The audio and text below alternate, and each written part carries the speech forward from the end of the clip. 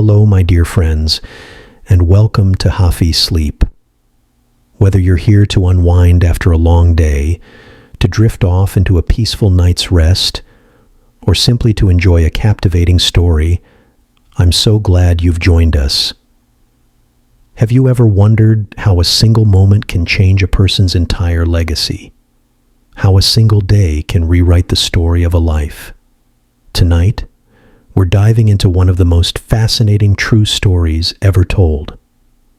This is the tale of a man who invented one of the most powerful explosives the world had ever seen, only to wake up one morning and read his own obituary, which condemned him as a merchant of death. Shocked and haunted by how he would be remembered, he embarked on a secret mission to change his story forever. This is the incredible true life story of Alfred Nobel, the man behind the Nobel Prize. It's a story of brilliant invention, terrible tragedy, immense wealth, and a final breathtaking act of redemption. So, get comfortable, relax, and let your mind wander back through time. Before we begin our journey, if you find these stories a peaceful escape, please do consider supporting our community here at Hafi Sleep. Subscribing to the channel helps you never miss a story, and liking this video lets me know these are the kinds of tales you enjoy. I love hearing from you all in the comments. It truly makes my day.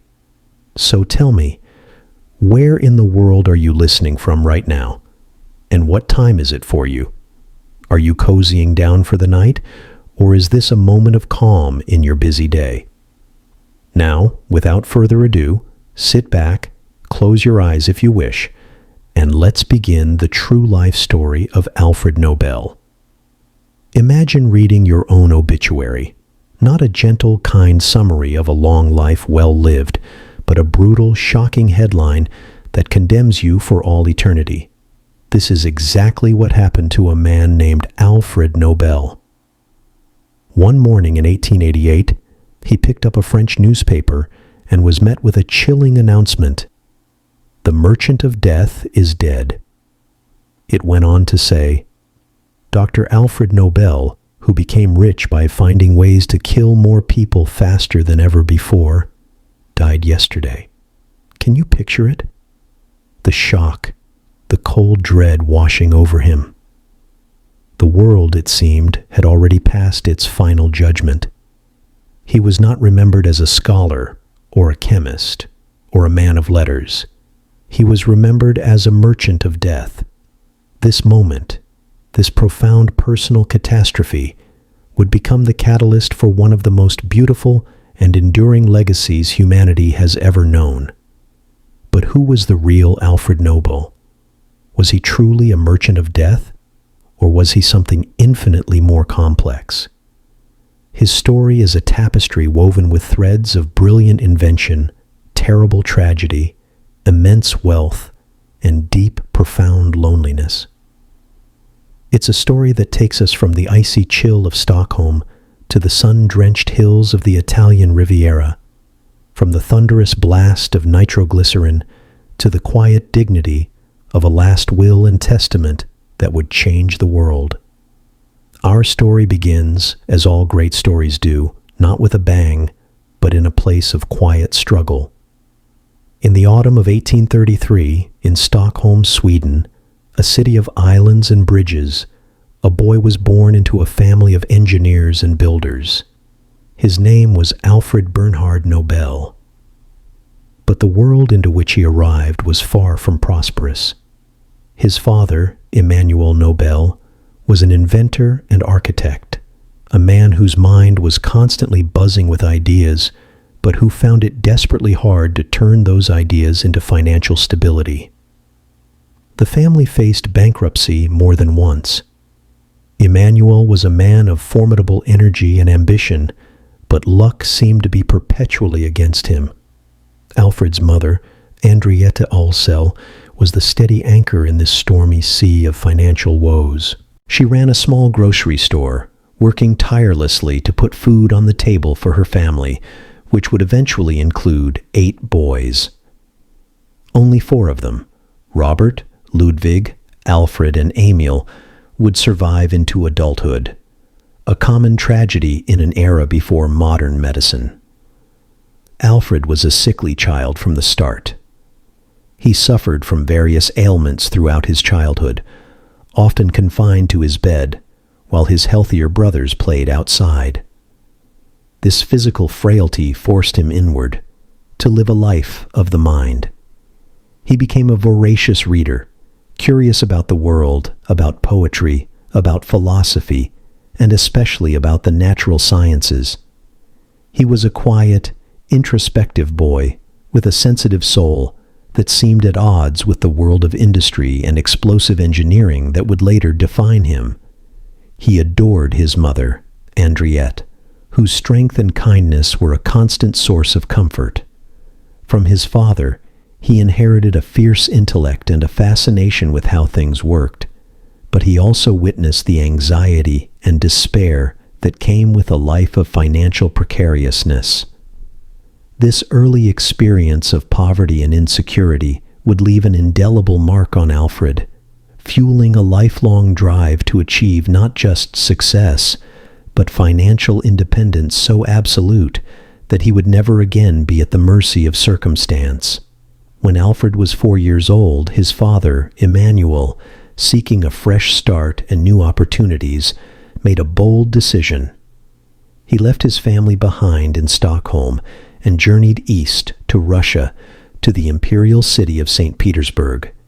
He had heard there was work for a talented engineer and inventor. It was a gamble, but Emmanuel was a gambler by nature. For several years, Andriette single-handedly supported the boys, her small grocery store their lifeline. Alfred started school during this time, and though he was bright, his frequent illnesses made his attendance irregular. He was a dreamer, often lost in thought. But letters from his father in Russia spoke of growing success. Emmanuel had begun manufacturing explosive mines for the Russian Tsar's army, and his fortunes were finally changing. In 1842, when Alfred was 9 years old, the gamble paid off. Emmanuel sent for his family. They were to join him in St. Petersburg. For a boy who had known only the relative hardship of Stockholm, the journey to the glittering capital of the Russian Empire must have been like traveling to another world. St. Petersburg was a city of immense palaces, grand canals, and a level of opulence that was unimaginable in Sweden. The Nobel family's life was transformed overnight. They moved into a large house, and Emmanuel, now a respected and prosperous industrialist, could afford the very best education for his sons. No more struggling local schools for the Nobel boys. They were taught by top-tier private tutors. This is where Alfred's intellectual journey truly began. He excelled in his studies, showing a particular aptitude for languages and chemistry. His tutor in chemistry was a brilliant young Russian scientist named Nikolai Zenin. Under Zenin's guidance, Alfred's natural curiosity for the elements and their reactions was ignited into a full-blown passion. He proved to be a prodigy, soaking up knowledge with an intensity that surprised his tutors. He became fluent in Russian, French, English, and German, in addition to his native Swedish. This linguistic talent would later prove invaluable, allowing him to move seamlessly through the intellectual circles of Europe and to secure patents in multiple countries. He also developed a deep love for literature, especially the romantic poetry of Shelley and Byron. This was the other side of Alfred Nobel. Not just the scientist, but the poet, the idealist who dreamed of a more peaceful world. It was a duality that would define his entire life. The man who sought to create beauty with words, and the man who would perfect the means of destruction. For a time, it seemed the Nobel family had found their happily ever after in St. Petersburg. Emmanuel's business, which produced not just mines but also machine tools and steam engines, was thriving. The boys, Robert, Ludwig, and Alfred, were all being groomed to join the family enterprise. Robert was practical and good with management. Ludwig was a mechanical genius, and Alfred, the chemist, was the brilliant researcher. Even the youngest, Emil, showed great promise. But fate, as it so often does in Alfred's story, was about to intervene. In the 1850s, the Crimean War ended. The Russian government, which had been Emmanuel's primary customer, canceled all its military contracts. Once again, the Nobel family faced financial ruin. Emmanuel was forced to declare bankruptcy for a second time. The family empire in St. Petersburg crumbled as quickly as it had been built. Robert, Ludwig, and their parents stayed behind in Russia to try and salvage what was left of the business, which was now focused on manufacturing civilian goods. But Alfred, now a young man of 21, was sent back to Sweden. His father believed that Alfred, with his chemical expertise, could make a breakthrough with a substance that had long fascinated inventors: nitroglycerin. Now let's pause here for a moment, because to understand Alfred Nobel's life's work, we need to understand the problem he was trying to solve. For centuries, the only real explosive available for construction and mining was black powder or gunpowder. It was useful, but it had its limitations. Its power was relatively weak, and it produced a lot of smoke.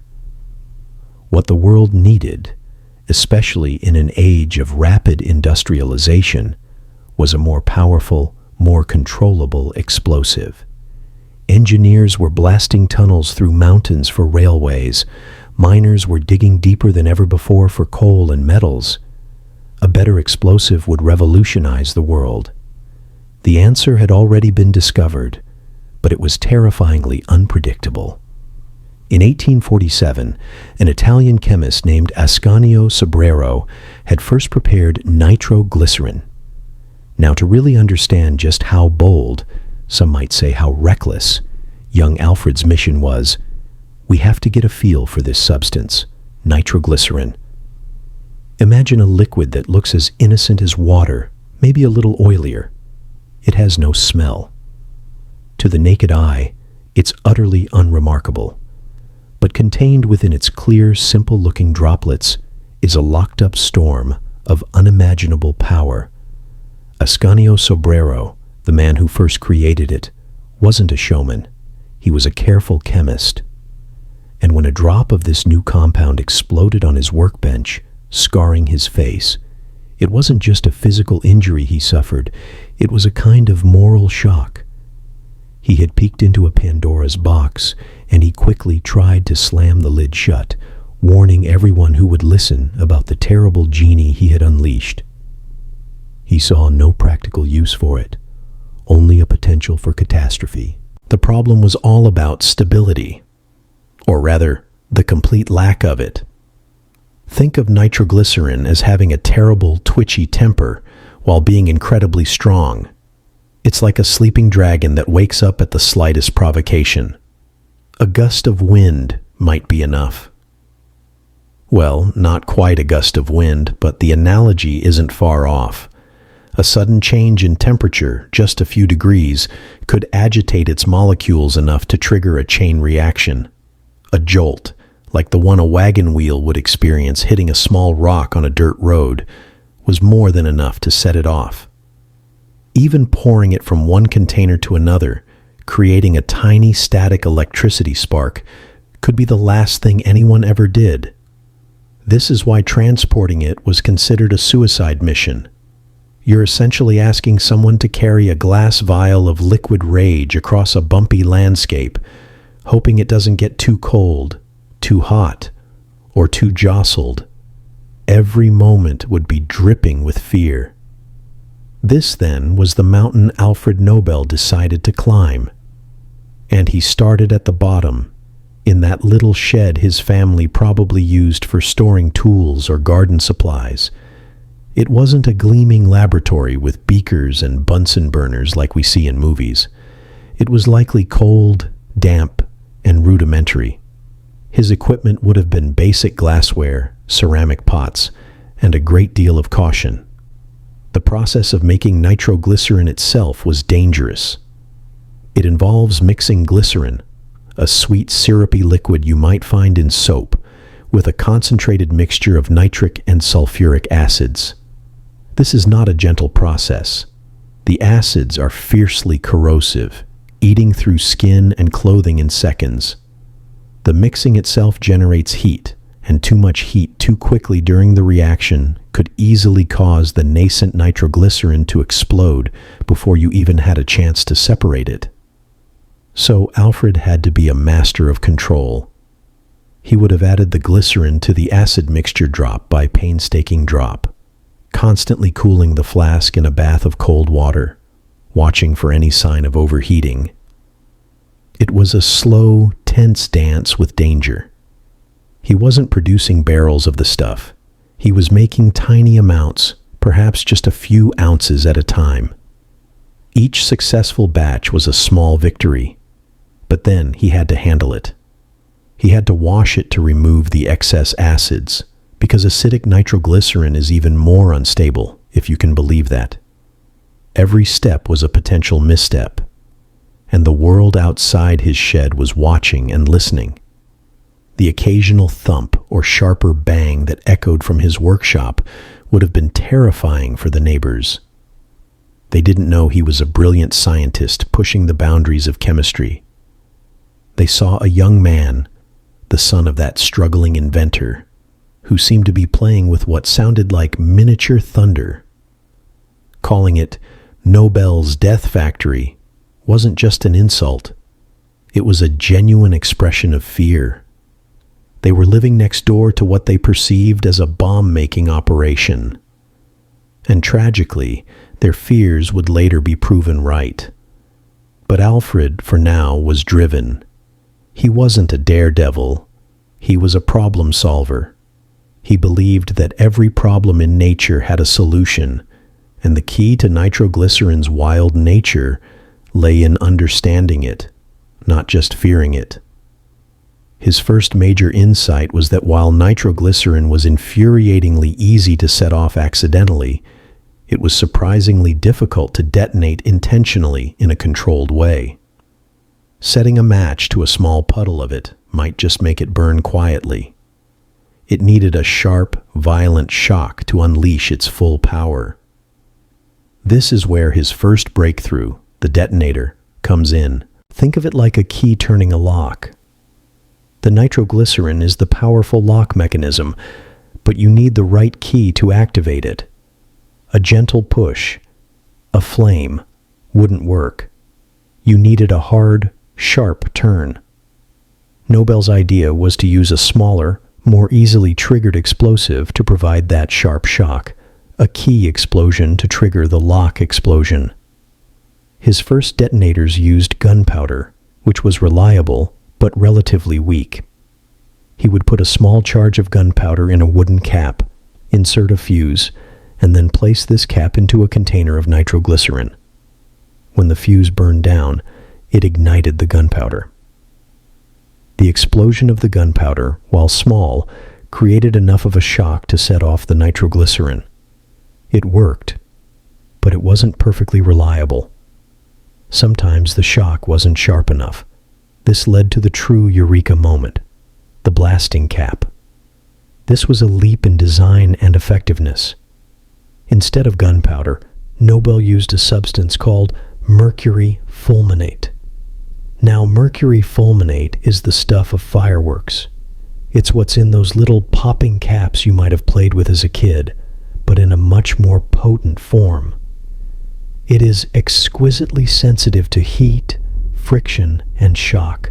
It's the ultimate key.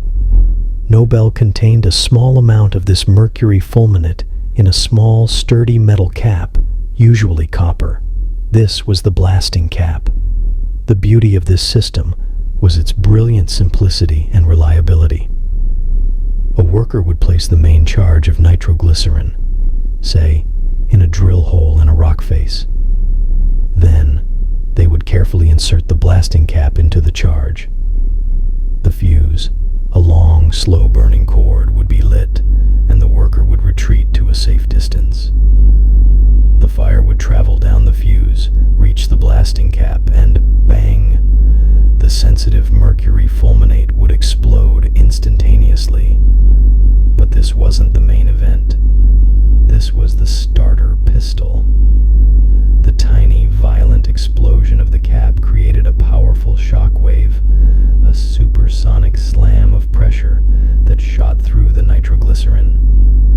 This shock wave was the precise, sharp trigger needed to convince every molecule in the nitroglycerin to release its energy all at once in a synchronized, catastrophic burst. The nitroglycerin would then detonate with its full, earth-shattering force. This invention cannot be overstated. Before the blasting cap, using liquid nitroglycerin was like trying to start a modern car by pushing it down a hill and hoping it pops into gear. Sometimes it might work, often it wouldn't, and sometimes it would blow up in your face. The blasting cap was like inventing the ignition key. It gave the user absolute control. For the first time in history, humans could command one of the most powerful explosive forces known to man with a simple light of a fuse. They could say, "Explode now," and with incredible reliability, it would. Emboldened by this success, Alfred, along with his father Emmanuel, founded the world's first nitroglycerin company. It sounds grand, but in the beginning, it was a humble, family-run affair. The factory in Heleneborg, Stockholm, wasn't some massive industrial complex with smokestacks and warehouses. It was likely a small, isolated building, perhaps a former workshop, or a shed, much like the one Alfred had started in, but slightly larger, trying its best to look like a proper business. The production scale was still tiny by today's standards. They weren't filling tanker trucks. They were carefully producing bottles and cans of this precious, dangerous liquid for their first, brave customers, mining companies and construction firms who were willing to take a risk for the incredible power it promised. But here's the crucial thing that everyone, in their optimism, might have been trying to overlook. The blasting cap made nitroglycerin usable, but it did absolutely nothing to make nitroglycerin safe. The substance itself was just as volatile, just as twitchy, just as prone to exploding without warning as it had been on Ascanio Sobrero's bench. They were now manufacturing and handling larger quantities of this liquid menace, which multiplied the risks exponentially. Every step of the process was a dance on a knife's edge. Think about a typical day at that small factory. The workers, who must have been incredibly courageous, or perhaps just in need of a job, would be mixing the acids and glycerin with the same painstaking care Alfred had used. But now, instead of a few ounces, they might be making pounds of the stuff. The air would be thick with the acrid smell of nitric acid, stinging the eyes and the back of the throat. The containers they used, glass bottles, metal cans, would have to be handled as if they were made of the thinnest eggshell. A stumble, a dropped tool, a metal cart hitting a stone in the yard. Any of these mundane occurrences could be the spark that set off a cataclysm. And there were constant smaller setbacks. There would have been leaks. A glass container, weakened by the corrosive liquid, might develop a hairline crack, allowing a few drops of nitroglycerin to seep out, creating a deadly, invisible hazard on the floor. There might have been small, contained explosions during the mixing process if the temperature wasn't controlled perfectly. These incidents would have sent waves of fear through the small workforce. Each one was a warning, a whisper from the substance itself saying, "I am not tamed. I am only waiting." Alfred, being the scientist, would have instituted safety procedures. He was meticulous by nature. But in the 1860s, the concept of industrial safety was in its infancy. There were no safety inspectors, no government regulations for handling high explosives. It was largely a matter of personal caution. And when you're dealing with a material as unpredictable as nitroglycerin, caution alone is often not enough. The very environment of a factory, the comings and goings, the movement of materials, the presence of multiple people, increase the variables, the chances for a fatal mistake or a moment of bad luck. Now, let's talk about Emil, Alfred's youngest brother. He wasn't just a name on a list of casualties. He was a real young man, full of life and promise. At 21, he was following in his brilliant older brother's footsteps. He was working at the factory, learning the trade, likely filled with admiration for Alfred and the exciting new business they were building. He represented the future of the Nobel family enterprise, the next generation. His presence there was a sign of family trust and continuity. The morning of September 3rd, 1864, probably started like any other. The workers arrived. The careful, nervous ritual of production began. We don't know the exact trigger. History rarely records such minute details. Perhaps it was a container being jostled too hard. Perhaps a drop of nitroglycerin fell onto a hard surface from a height. Perhaps it was a tiny, unseen crack in a vessel, causing a leak that pooled and was then accidentally struck. The specific cause is lost to time. What is known is the result. A sound unlike any other ripped through the Helenborg district of Stockholm. It wasn't just a loud bang. It was a deep, thunderous roar that shattered windows for blocks around. The ground shook.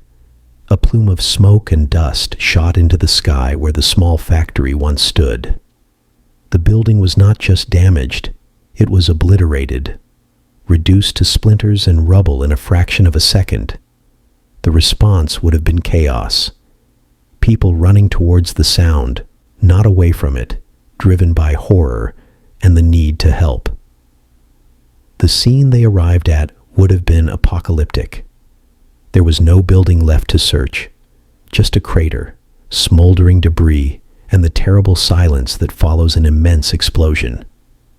When the dust settled and the rescuers could sift through the wreckage, the terrible truth was confirmed. 5 people were dead, and among them was young Emil Nobel. The grief that engulfed Alfred must have been a physical force, a suffocating weight. This wasn't a stranger. This was his little brother. The little brother he was responsible for. The little brother who had looked up to him, who was working in a factory that Alfred himself had created, handling a substance whose dangers Alfred knew better than anyone else alive. The guilt must have been absolutely crushing, a torment that would haunt him for the rest of his days. Any satisfaction he felt from his invention would have been utterly erased, replaced by a devastating sense of responsibility. He hadn't just lost a brother, he felt he had killed him. The tragedy quickly spiraled into a public scandal. The whispers and suspicions of the neighbors were now confirmed with terrible finality. Nobel's death factory was no longer a nasty nickname, it was a grim headline. The public outrage was fierce and understandable. People felt unsafe. A man who could create such a thing, a substance that could wipe out a building and 5 lives in an instant, was a menace to society. The authorities had to act. The ban came down swiftly and decisively. No more experimentation with explosives within the city limits of Stockholm. Alfred Nobel was, in the eyes of his city, an outlaw. He was driven out, a pariah, his work condemned as too dangerous for civilized society. This was his lowest point. He was grieving, consumed by guilt, publicly shamed, and legally barred from pursuing the very work that defined him. But it is in these darkest moments that character is revealed. Alfred could have given up. He could have taken this tragedy as a sign that Sobrero was right, that this terrible explosive should be left alone. He could have sunk into a depression and faded from history. But he didn't. Instead, the death of his brother became the driving force behind the next, and most important, phase of his life's work. He didn't see Emil's death as a reason to stop. He saw it as the ultimate reason to succeed. He became obsessed with a new goal, to make nitroglycerin not just controllable, but safe. Safe to make, safe to transport, safe to handle. He would make sure that no other family would have to suffer the loss that his family had endured. The merchant of death, horrified by the face of death, was about to embark on the path to his greatest creation. Now Alfred moved his operations to a barge on Lake Malorin, away from populated areas, and continued his experiments. He was now obsessed with one question: how do you imprison the violence of nitroglycerin without killing its power? How do you put the dragon in a cage, but still be able to unleash it on command?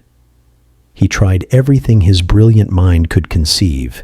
He experimented with mixing nitroglycerin with other substances, like black powder, but that just created another unpredictable compound. He tried dissolving it in various liquids, but that diluted its power. It was a frustrating, painstaking process of trial and error, with each error carrying the potential for disaster. And then, as often happens in the stories of great inventions, chance played its part. The famous story of the leaking cans is probably a simplified version of events, a legend that contains a core of truth. It might not have been a single dramatic eureka moment upon seeing a wet packing crate.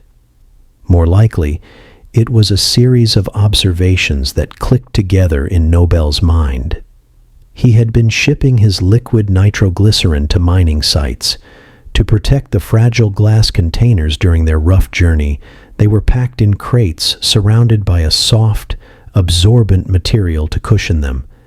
This material was kieselguhr. Now, kieselguhr itself is a fascinating substance. It's also known as diatomaceous earth, and it has a truly ancient, almost magical origin. Imagine billions upon billions of tiny microscopic algae called diatoms living in ancient oceans and lakes. These diatoms are like nature's master glassblowers. They create intricate, beautiful skeletons out of silica, the same material that makes up sand and glass. When these tiny creatures died, their delicate skeletal shells settled to the bottom of the water. Over millions of years, these layers of skeletons built up, were compressed, and formed soft, chalky, porous rocks. That rock is kieselguhr. So, what you have is a substance made of the fossilized remains of ancient life, a powder that feels like talc, but is incredibly absorbent because each microscopic fossil is full of holes, like a sponge. So, the story goes that during transport, one of the nitroglycerin containers broke or leaked. The volatile liquid seeped out, and instead of pooling dangerously at the bottom of the crate, it was instantly sucked up by the kieselguhr packing material. The kieselguhr acted like a super sponge, soaking up every drop of the nitroglycerin. The result wasn't a messy, dangerous puddle. It was a damp, clay-like paste. Now, anyone else might have seen this as a ruined shipment, a mess to be cleaned up and discarded. But Alfred Nobel was not anyone else. His mind, trained to see possibilities where others saw problems, looked at this wet, earthy paste and saw something extraordinary. He noticed that this paste was stable. He could pick it up. He could squeeze it in his hand. He could, as the stories say, drop a lump of it on the ground without it exploding. He could even, and this is the part that must have seemed like magic, set it on fire with a match, and it would just burn with a bright, hot flame, like a lump of wax, but it wouldn't detonate. This was the critical observation. The Kieselguhr was acting as a neutral prison.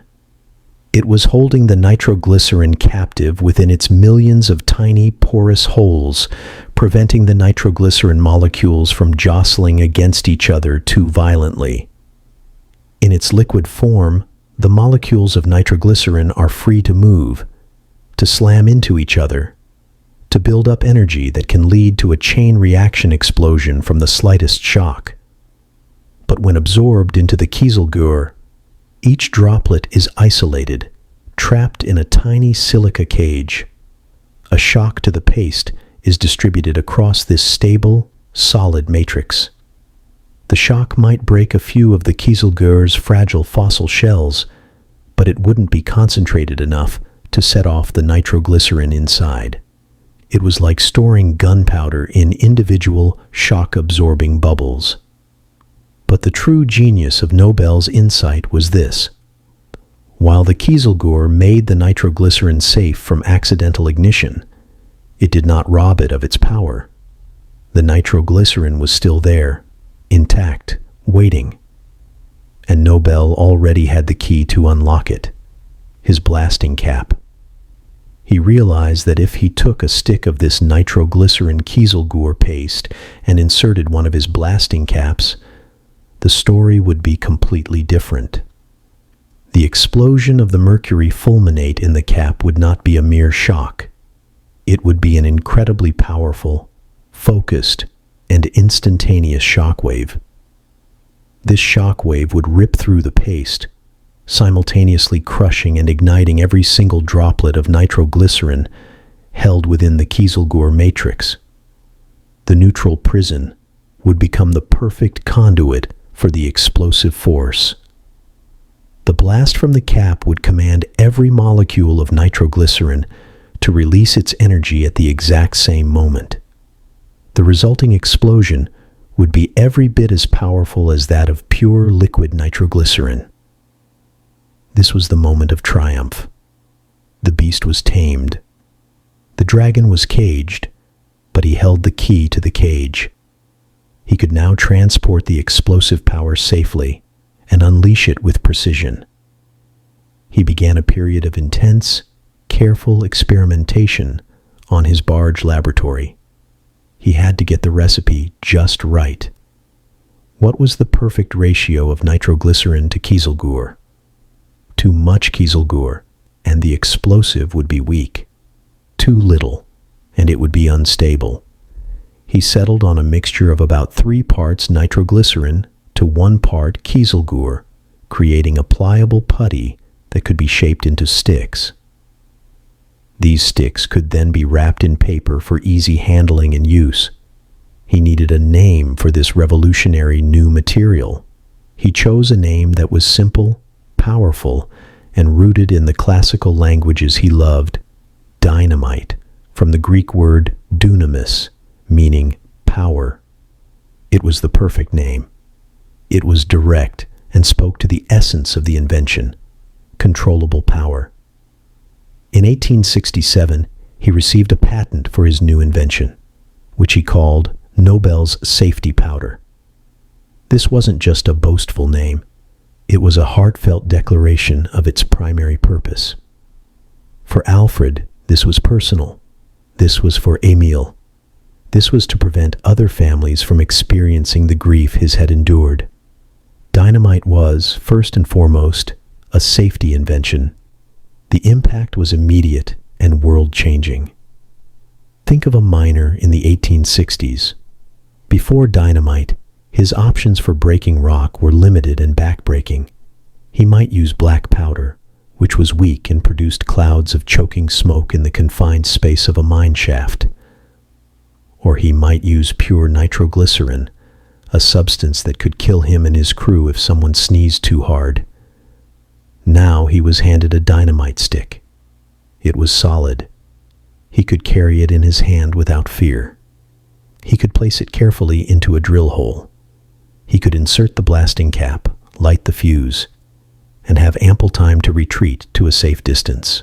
And then, a reliable, shattering explosion would cleave the rock exactly where he wanted it.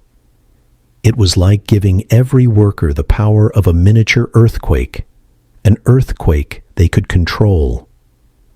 The same was true for the great engineering projects of the age. The construction of the Transcontinental Railroad in the United States, which involved blasting a path through the formidable Sierra Nevada mountains, was dramatically accelerated by dynamite. The creation of the Gotthard Tunnel through the Swiss Alps, a project that would have been nearly impossible with earlier explosives, was achieved with dynamite. It was used to clear harbors of underwater obstructions, to dig canals like the Corinth Canal in Greece, and to quarry the stone that built the cities of the modern world.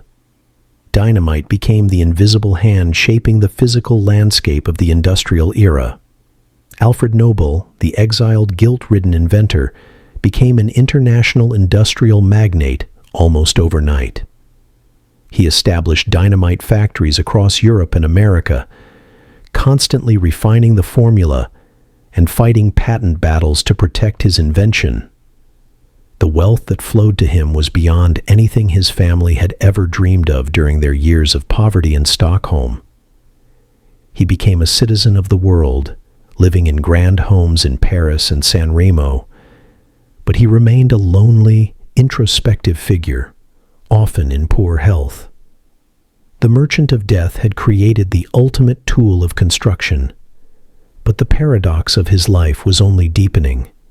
The explosive that built the modern world would also inevitably be used to tear it apart in war, and that was a burden his sensitive soul would carry forever. He became one of the richest men in the world, but this wealth did not bring him happiness. The solitary, bookish boy was now a lonely, middle-aged industrialist. He was shy and disliked large social gatherings. He suffered from poor health, including migraines and depression. He was, in many ways, a misfit in the high society circles his wealth allowed him to enter. He was uncomfortable in high society, disliked the pomp and ceremony his wealth demanded, and suffered from chronic health problems that often left him confined and in pain. His work was his constant companion, but it's a cold companion in a quiet room at the end of the day. And so, the question of the heart becomes a poignant one. Why did this man, who could have had his pick of the eligible women of Europe, never marry? The answer lies in the complex and often sad relationships he did have. They were few, but they left deep marks on his soul. The two most significant were with women who could not have been more different. One, a countess who became his intellectual equal and a guiding light. The other, a shopgirl who became a source of lasting sorrow. Let's begin with the light, Bertha Kinsky. Picture Paris, 1876. Alfred Nobel is 43 years old, a busy, preoccupied industrialist and inventor, living in a large house on Avenue Malakoff.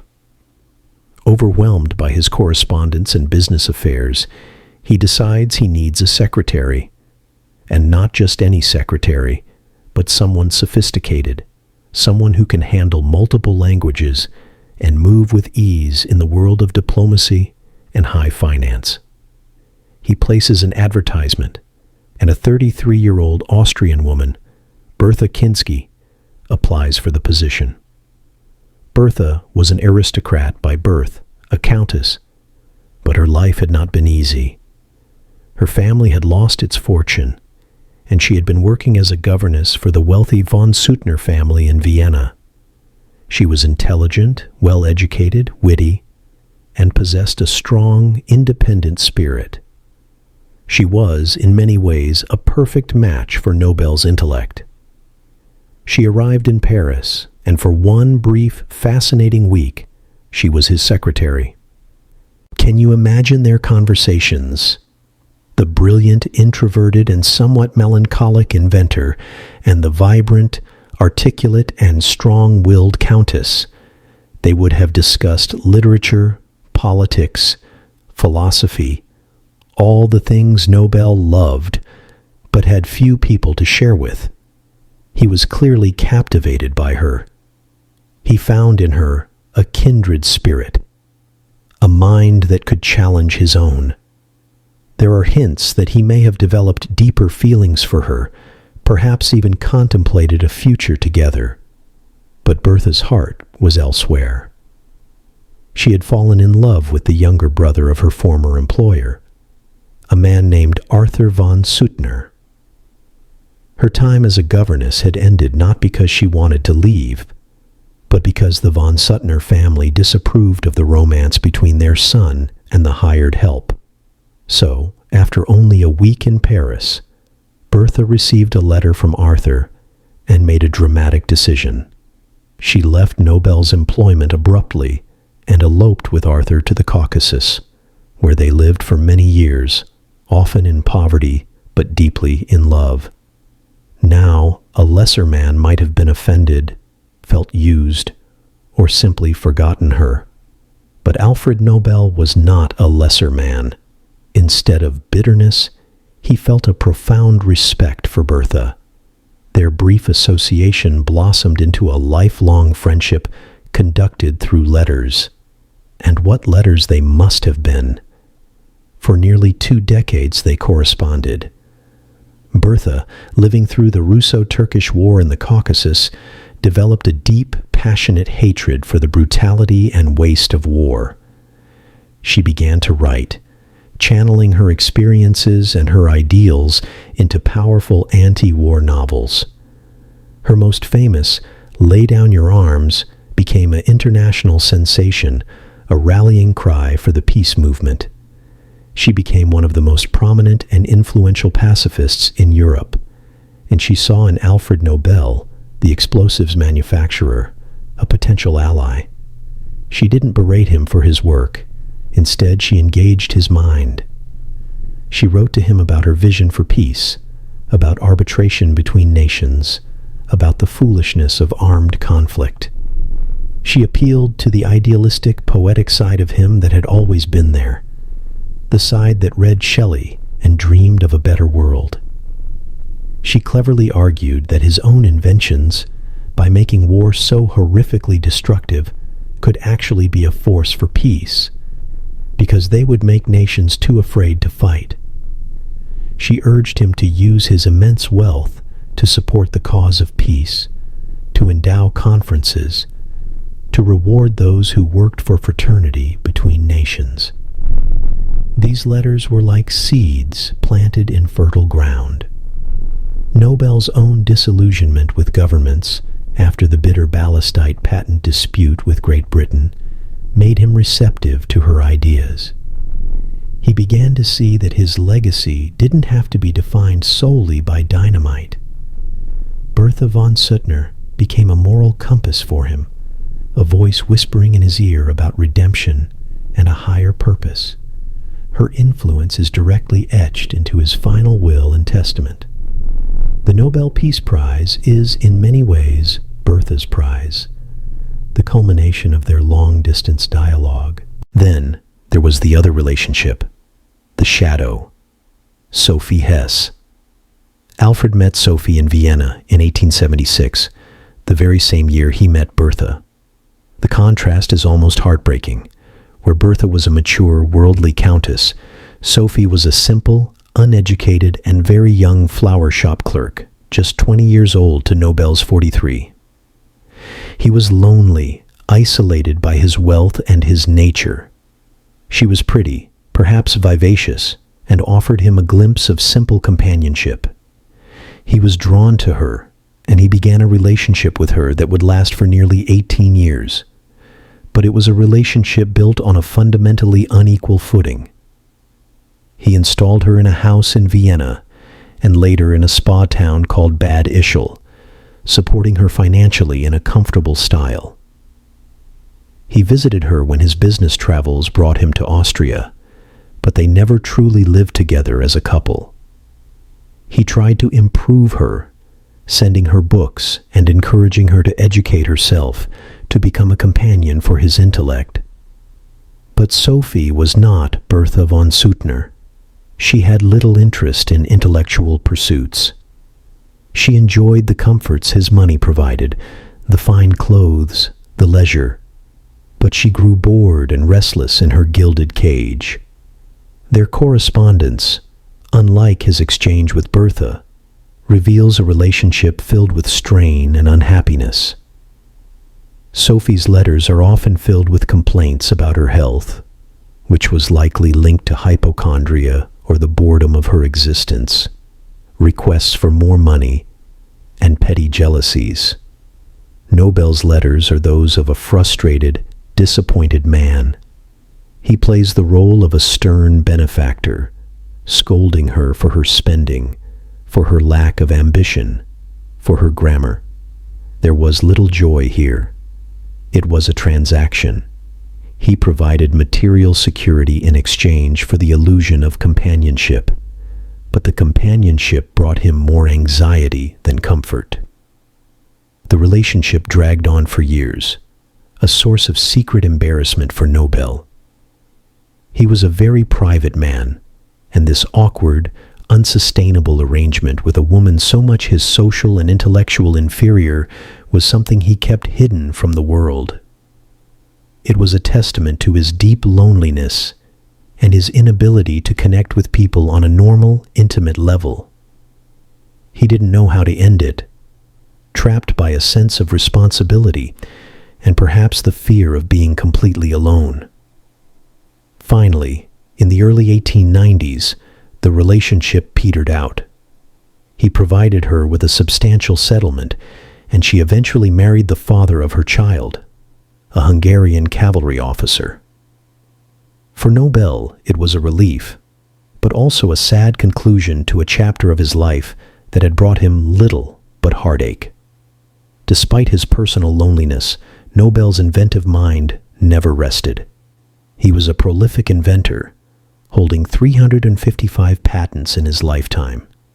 He continued to improve upon explosives, creating even more powerful and specialized varieties, such as blasting gelatin and ballastite, a smokeless powder.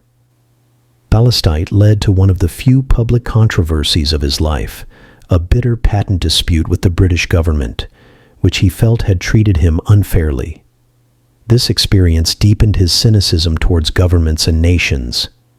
It's a curious thing about a mind like Alfred Nobel's. You might think that after inventing something as world-changing as dynamite, a person would be satisfied. They'd sit back, manage their factories, enjoy their wealth, and rest on their laurels. But for Nobel, invention wasn't just a job. It was his way of breathing, his way of engaging with the world. His personal life might have been quiet and lonely, but inside his head, it was a constant fireworks display of ideas, experiments, and problems waiting to be solved. He was a true inventor, right down to his bones. So while he was building his business empire, his brain was never idle. He was constantly asking, how can this be better? What's the next problem? Dynamite was a miracle of safety, but it had its limitations. For one, it didn't work well underwater. The kieselguhr, the diatomaceous earth he used to soak up the nitroglycerin, was porous. If you tried to use dynamite to blast away an underwater rock, the stick would just get waterlogged, like a sponge, and the explosive would become useless. The world was building canals, ports, and tunnels that needed underwater blasting, so this was a big problem. Nobel, being Nobel, went back to his laboratory and started mixing. He began experimenting with different substances to replace kieselguhr. He tried something called collodion, which is a thick, syrupy liquid made by dissolving a type of plant fiber called nitrocellulose, or gun cotton, in a mixture of alcohol and ether Collodion was actually used in medicine at the time to seal wounds. It would dry into a flexible film on the skin. Nobel, in his brilliant, cross-disciplinary way, wondered what would happen if he mixed nitroglycerin with collodion. What he created was a breakthrough. He invented a substance he called blasting gelatin. And the name tells you exactly what it was like. A tough, flexible, jelly-like material. This wasn't a crumbly paste like dynamite. It was a coherent, rubbery solid. And it was incredible. First, it was completely waterproof. You could throw a stick of it in a river, leave it there for a week, pull it out, and it would still explode perfectly. This was a huge advantage for marine and underwater construction. But second, and even more impressively, it was significantly more powerful than dynamite. By combining nitroglycerin with another explosive substance, nitrocellulose, he had created a sort of explosive alliance. Blasting gelatin was about 1/3 more powerful than regular dynamite, making it the strongest industrial explosive the world had ever seen. It could blast through the hardest rock with ease. It was another monumental success, and it secured his reputation as the undisputed master of explosives technology. But his inventive curiosity wasn't limited to blasting rocks. He was also keenly aware of the military applications of his work. In the 1880s, the standard propellant for bullets and artillery shells was still black powder. It worked, but it had major drawbacks. When a gun was fired using black powder, it produced enormous clouds of thick white smoke. On a battlefield, this was a huge problem. After a few volleys, the soldiers would be completely shrouded in a fog of their own making, unable to see the enemy. It was like giving away your position with a giant signal flag made of smoke. The race was on to invent a smokeless powder, and Nobel, of course, entered the race. He took the same basic idea from his blasting gelatin, mixing nitroglycerin and nitrocellulose, but he tweaked the recipe. He used a different type of solvent and processed it into small granular pellets. He named this new smokeless powder ballistite. It was a marvel of military technology. It produced very little smoke. It was more powerful than black powder, and it burned more consistently, which meant better accuracy for guns and cannons. It was a modern propellant. Now, this is where the story takes a turn from scientific triumph to personal and legal drama. Nobel, as was his practice, patented ballistite in various countries. But when he approached the British government, hoping to sell them the rights, he ran into a wall. The British authorities were very interested in smokeless powder, but they were also developing their own version, which they would later call cordite. And here's where Nobel felt a deep sense of injustice. He became convinced that the British government had examined his patented ballistite, and then, using his formula as a starting point, had simply made a few minor changes to create cordite, thereby avoiding having to pay him any royalties. What followed was a long, bitter, and very public patent dispute. Nobel fought hard. He felt that his intellectual property had been stolen by a powerful government. He spent a fortune on lawyers and made his case in the press. But he was up against the British Empire itself. The British courts ultimately ruled against him, finding that cordite was sufficiently different from ballistite to not infringe on his patent. To Nobel, this was a blatant miscarriage of justice. He saw it not as a legal loss, but as a case of a mighty nation bullying an individual inventor, twisting the law to suit its own needs and to save money. This experience left a deep and lasting scar on him. It confirmed his growing cynicism about governments and nationalism. He had always been something of a cosmopolitan, a man who felt at home in many countries but bound to none. This dispute hardened that feeling. He saw how nations, despite their lofty ideals, could act in their own selfish interests, even if it meant trampling on the rights of an individual. It pushed him further away from patriotic feeling and closer to the idealistic pacifism that his friend Bertha von Suttner championed. If governments could not be trusted to act with basic fairness, then perhaps the hope for the world lay not in nations, but in the individuals who rose above them. The scientists, the writers, the peacemakers. This bitterness over the Ballastite affair would quietly simmer in the background, adding another layer of motivation for the extraordinary final act of his life, an act designed to reward individuals, not nations, for making the world a better place. Which brings us back to that fateful morning in 1888. The erroneous obituary, sparked by the death of his brother Ludwig, a newspaper had confused the brothers, forced Alfred Nobel to stare into the abyss of his own legacy. He saw with horrifying clarity how the world perceived him, as the merchant of death. The man who had always been a pacifist at heart, who had believed his inventions would ultimately deter war by making conflict too terrible to contemplate, a belief that history would prove tragically naive, was now faced with the prospect of being remembered only for the destructive power of his creations. That moment, reading his own obituary, was a seismic shock to Alfred Nobel's soul. It was as if the entire world had gathered to deliver a final, brutal verdict on his life, and the verdict was that he was a monster. For a man who was inherently shy, who cherished poetry, and who, in his own mind, believed his work could ultimately prevent war, the label Merchant of Death was a kind of living damnation. It forced him to see himself through the eyes of a humanity that only knew him for the destructive power of his inventions. And what he saw horrified him. This crisis, this profound personal catastrophe, didn't break him. Instead, it ignited something within him.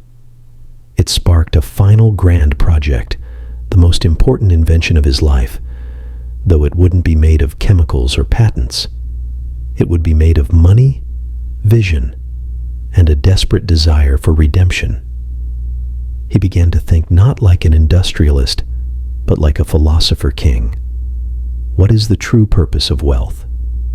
He had more money than he could ever spend in a dozen lifetimes.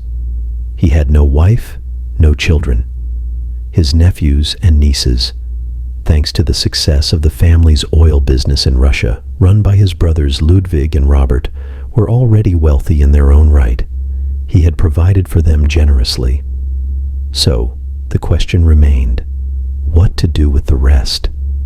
The vast fortune that continued to grow with every stick of dynamite sold, every patent licensed. He decided that this fortune would not be a monument to the Nobel name in the traditional sense. It wouldn't be used to build a dynasty or a grand estate. It would become a monument to human progress itself. He would use it to create something that would actively push humanity forward, to reward the best of what people could be, perhaps as a counterbalance to the destructive power his work had unleashed. This was the seed of his redemption. And so he began to draft his will. This wasn't a task he entrusted to a lawyer to fill in the blanks. He drafted it himself by hand, and he revised it several times over the years. He was, after all, an inventor, and he was perfecting his final blueprint. He thought through every detail. The final version, the one that would change history, was signed on a late autumn day in 1895 at the Swedish-Norwegian Club in Paris. Imagine the scene.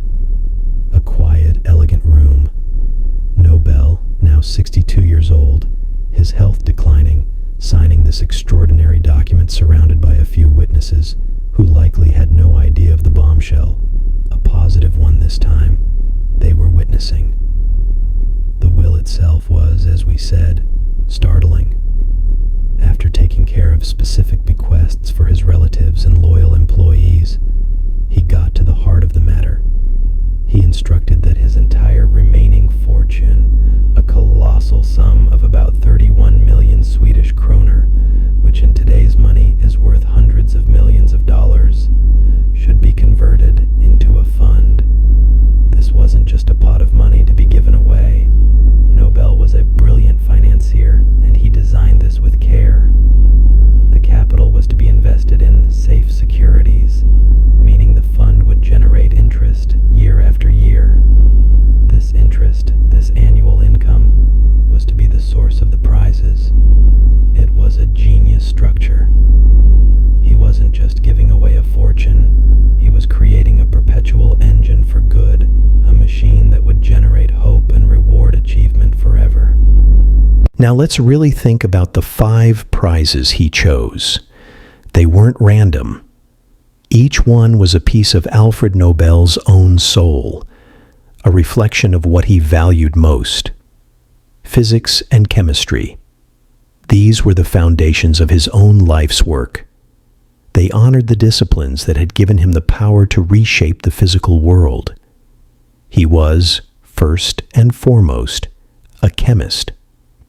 By establishing these prizes, he was elevating the sciences, ensuring that the great minds who unlocked the secrets of the universe would be celebrated and supported, just as he had been supported by his early tutor, Professor Zinnin.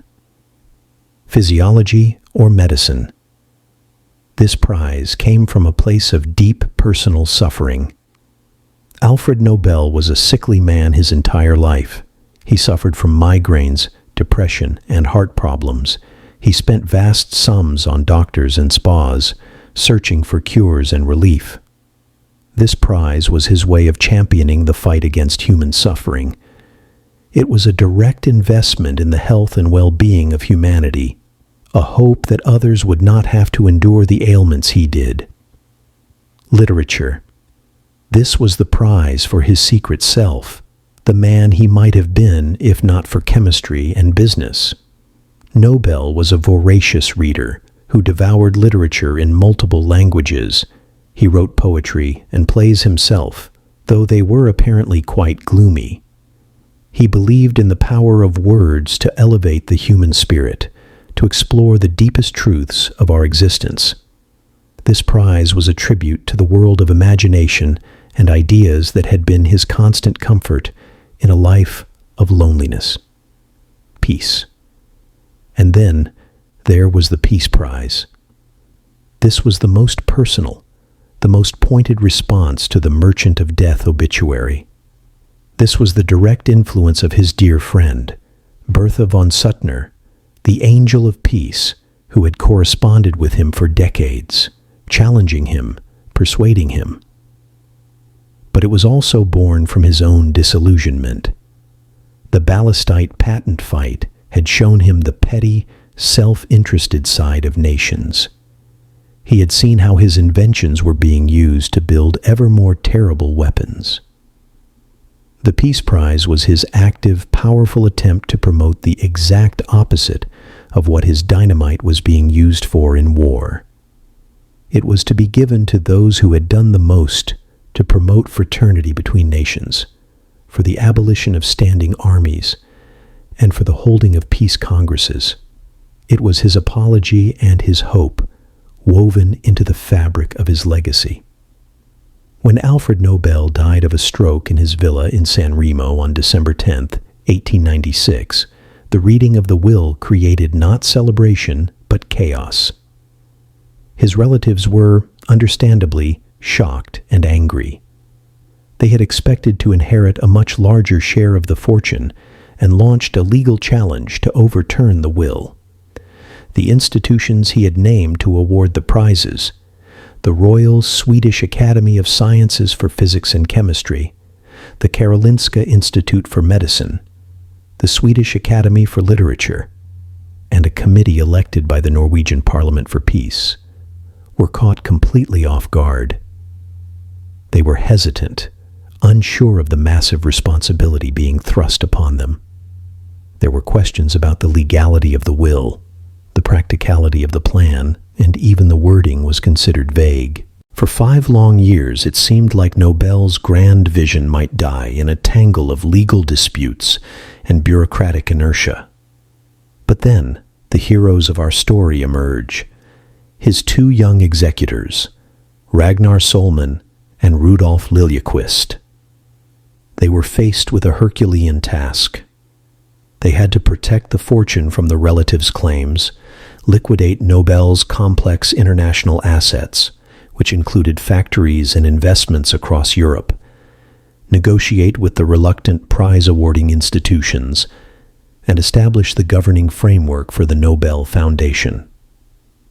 Solman, in particular, performed what was almost a spy thriller operation, moving Nobel's securities out of France to the safety of Sweden to protect them from legal challenges, all while navigating immense pressure. Their dedication, their belief in Nobel's vision, eventually triumphed. The legal battles were settled, the institutions were persuaded, and the Nobel Foundation was established. Alfred Nobel never lived to see his vision realized. He died of a cerebral hemorrhage at his villa in San Remo, Italy, on December 10, 1896. He was 63 years old, and on December 10, 1901, the 5th anniversary of Alfred Nobel's death, the first Nobel Prizes were awarded in a solemn ceremony in Stockholm and Oslo. The world finally saw what the lonely, misunderstood inventor had intended. So, who was Alfred Nobel? He was the sickly boy who became a titan of industry, the chemist who loved poetry, the inventor of powerful explosives who became a champion for peace, the lonely man who found a way to unite the world in the celebration of human achievement. He was a man of contradictions, haunted by the destructive potential of his work, and driven to create a legacy of hope. He was not the merchant of death, as the newspaper had proclaimed. He was, in the end, the man who taught us that even from the materials of destruction, one can build the most enduring monuments to peace, to knowledge, and to the enduring power of the human spirit. And every year, when the world gathers to celebrate the Nobel laureates, we are not just honoring their achievements, we are also honoring the complex, tormented, and ultimately visionary man who made it all possible. Good night, have a deep sleep.